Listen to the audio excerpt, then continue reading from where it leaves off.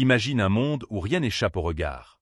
Pas seulement les actions visibles, pas seulement les gestes, mais les pensées, les intentions, les secrets murmurés au fond du cœur. Une question traverse les siècles, silencieuse mais brûlante. Dieu voit-il tout? Et si la réponse changeait ta manière de vivre? Dès aujourd'hui, il est facile de croire que Dieu voit les grandes choses. Les montagnes qui s'effondrent, les guerres, les miracles, les foules. Mais la vraie question est ailleurs. Voit-il quand tu es seul, quand personne ne regarde? Quand tu souris dehors, mais que tu es brisé dedans? Il y a ce moment précis où tu fais quelque chose que personne ne verra jamais. Pas de caméra, pas de témoin, pas de traces. Et pourtant, Un regard existe. pas un regard humain, pas un regard qui juge à la surface, mais un regard qui traverse. Dieu ne voit pas comme un homme voit. L'homme regarde l'apparence. Dieu regarde le cœur. Cela veut dire quoi? Cela veut dire que deux actions identiques peuvent être totalement différentes devant lui. Quelqu'un peut donner et être applaudi. Un autre peut donner et pleurer en silence. Aux yeux du monde, ils sont égaux. Mais aux yeux de Dieu, ils ne le sont pas. Parce qu'il ne regarde pas ce que tu fais seulement. Il regarde pourquoi tu le fais. Alors oui, Dieu voit tout, mais pas comme une caméra froide accrochée au plafond du ciel. Pas comme un espion. Son regard n'est pas mécanique. Son regard est vivant. Il ressent. Il comprend. Il sait. Il voit la larme que tu as retenue. Il voit la prière que tu n'as jamais osé dire à voix haute. Il voit le combat que tu caches même à tes proches. Et parfois, il voit même ce que toi-même tu refuses de voir en toi. Mais alors, si Dieu voit tout, pourquoi ne fait-il rien parfois? Pourquoi voit-il l'injustice et semble silencieux? Pourquoi voit-il la souffrance et tarde à intervenir? C'est là que beaucoup doutent. Parce qu'ils confondent deux choses. Voir et agir immédiatement. Dieu voit tout, mais il agit selon un temps qui dépasse le nôtre. Un temps qui n'est pas pressé. Un temps qui n'est pas influencé par la panique humaine. Un temps parfait. Imagine un instant. Tu plantes une graine. Tu regardes le sol. Rien ne se passe. Jour 1, rien. Jour 2, rien. Jour 10, rien. Est-ce que cela signifie que la graine est morte? Non.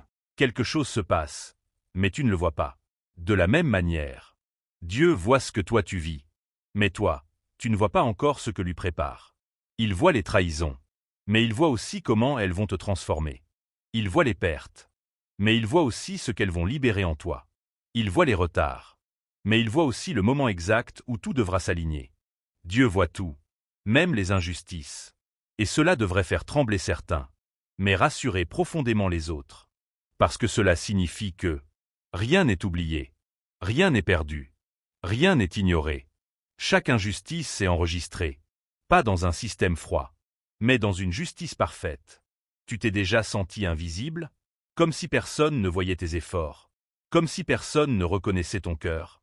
Dieu voit, quand tu fais le bien en silence. Dieu voit, quand tu choisis de rester droit alors que tout le monde triche. Dieu voit, quand tu pardonnes alors que tu avais le droit de te venger. Dieu voit, et ce qui est vu par Dieu n'est jamais perdu. Mais il y a une autre vérité, plus profonde, plus dérangeante. Dieu voit aussi les intentions cachées, les pensées secrètes, les zones d'ombre, ce que tu caches au monde. Tu ne peux pas le cacher à Dieu. Et ce n'est pas pour te condamner, c'est pour te transformer. Parce que Dieu ne révèle pas pour humilier. Il révèle pour guérir. Tu peux tromper les gens. Tu peux construire une image parfaite. Tu peux contrôler ce que les autres perçoivent. Mais devant Dieu, Tu es sentirement visible. et paradoxalement, c'est là que commence la vraie liberté. Parce que tu n'as plus besoin de jouer un rôle. Dieu voit tout, mais il aime quand même. Et ça, c'est le point le plus puissant. Si Dieu voyait tout, et rejetait immédiatement, personne ne tiendrait. Mais il voit tout, et il appelle quand même. Il voit tes erreurs, et il propose une nouvelle chance. Il voit tes chutes, et il prépare un relèvement. Il voit tes limites, et il annonce une transformation. Alors la vraie question n'est pas seulement « Dieu voit-il tout ?» mais plutôt « Que fais-tu du fait qu'il voit tout ?» Est-ce que cela te fait peur? Ou est-ce que cela te rassure? Est-ce que cela te pousse à fuir? Ou à te rapprocher? Parce que le regard de Dieu n'est pas là pour t'écraser. Il est là pour te réveiller. Imagine vivre avec cette conscience constante. Pas une paranoïa, mais une présence. Une présence qui voit, qui comprend, qui accompagne. Tu ne serais plus jamais vraiment seul. Même dans le silence, il y aurait un témoin. Même dans l'obscurité, il y aurait une lumière. Et peut-être que ce regard que tu fuyais est en réalité celui qui peut te sauver. Parce que Dieu voit tout. Mais surtout, il voit qui tu peux devenir. Et si le problème n'était pas que Dieu voit tout, mais que toi, tu oublies qu'il voit? Parce que dans les moments de solitude, dans ces instants où personne ne t'observe, tu vis comme si le ciel avait fermé les yeux. C'est là que tout se joue. Pas dans les grandes décisions publiques, pas dans les discours, pas dans les apparences, mais dans les choix invisibles. Il existe une version de toi que personne ne connaît, une version sans filtre, sans masque. Et c'est précisément cette version que Dieu regarde en premier.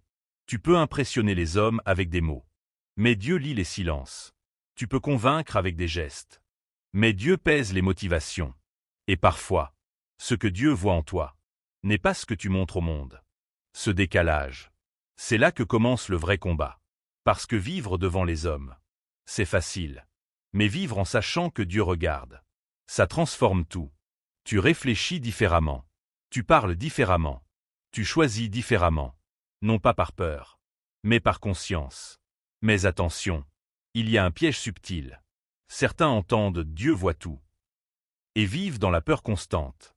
Comme si chaque erreur était une condamnation immédiate. Comme si Dieu était là, juste pour surveiller et punir. Mais ça, ce n'est pas la vérité. Le regard de Dieu n'est pas une caméra de prison. C'est celui d'un père. Un père qui voit son enfant tomber et ne détourne pas les yeux. Un père qui voit ses erreurs, mais aussi son potentiel. Dieu voit tout, y compris ce que tu peux devenir. Et parfois, il ne réagit pas à ce que tu fais maintenant. Parce qu'il regarde déjà la version transformée de toi. C'est pour ça que certaines personnes chutent, encore et encore, et pourtant, ne sont pas abandonnées. Parce que Dieu voit plus loin que la chute. Il voit la restauration. Il voit la reconstruction. Il voit la gloire après la poussière. Mais alors, si Dieu voit tout, pourquoi certaines personnes semblent s'en sortir malgré le mal? Pourquoi ceux qui trichent avancent? Pourquoi ceux qui mentent réussissent? Pourquoi ceux qui blessent continuent de sourire? C'est là que beaucoup se trompent. Ils confondent succès visible et validation divine.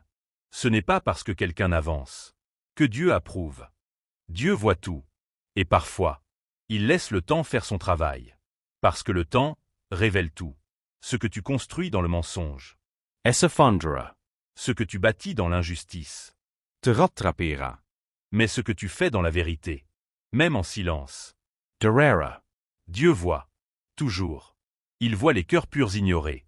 Il voit les sacrifices invisibles. Il voit les nuits de prière que personne n'entend. Et crois-le. Ce qui est vu par Dieu en secret prendra un jour une forme visible. Pas toujours devant les hommes, mais toujours au bon moment. Maintenant écoute bien ceci. Il y a des choses que même toi, tu n'as pas encore vues en toi. Des capacités, des forces, des appels. Mais Dieu les voit déjà. C'est pour ça que parfois, il te pousse dans des situations inconfortables. Pas pour te briser, mais pour révéler ce qu'il voit en toi. Tu pensais être faible, mais Dieu voit un combattant. Tu pensais être perdu, mais Dieu voit une direction.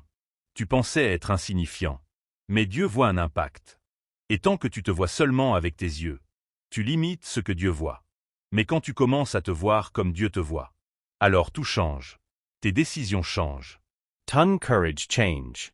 Ta foi change.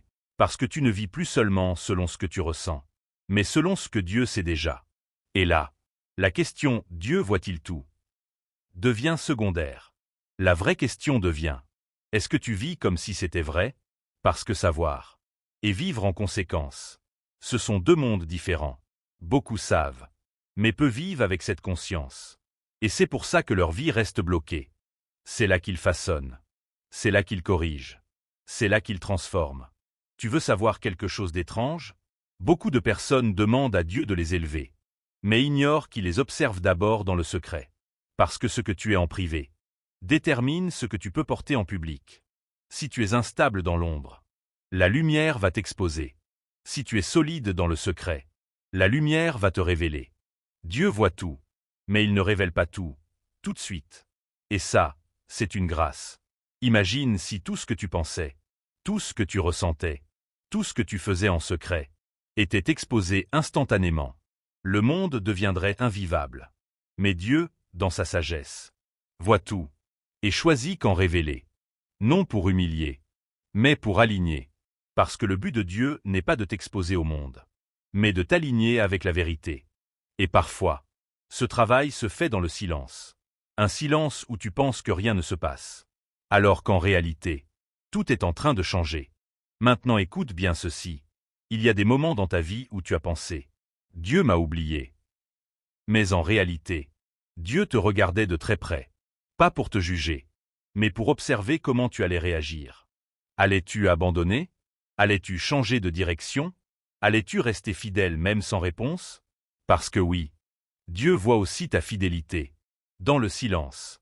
Quand tu continues. Alors que rien ne bouge. Quand tu crois. Alors que tout semble bloqué. Quand tu avances. Sans comprendre.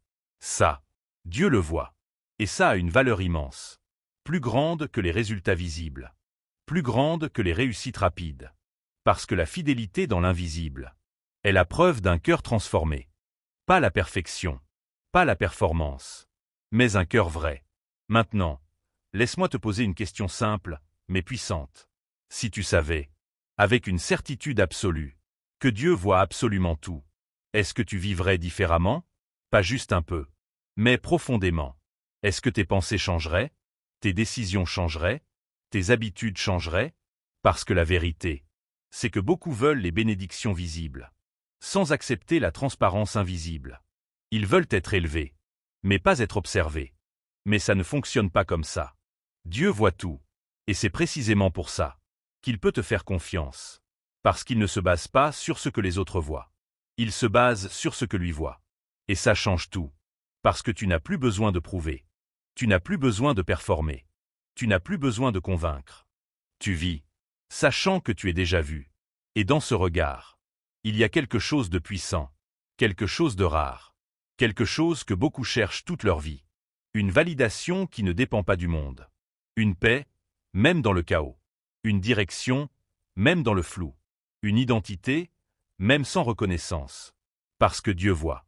Et parfois, ça suffit. Mais pour ceux qui comprennent vraiment ça, ce n'est que le début. Parce que le jour où tu vis pleinement avec cette conscience, tu ne fais plus les choses pour être vu. Tu fais les choses parce que tu es déjà vu. Et là, ta vie change complètement.